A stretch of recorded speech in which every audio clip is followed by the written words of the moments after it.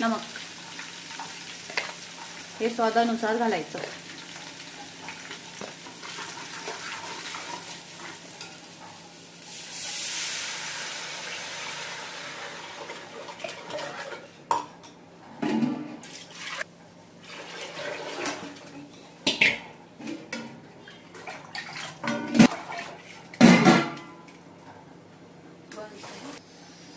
बारीक संबाराची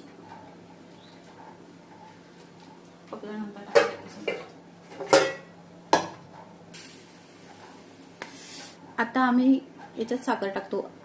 साखर ऑप्शनल आहे, कारण आम्ही गोड खातो कढी, म्हणून आम्ही साखर घालतो. तुम्हाला नसेल तर तुम्ही स्किप करू शकता.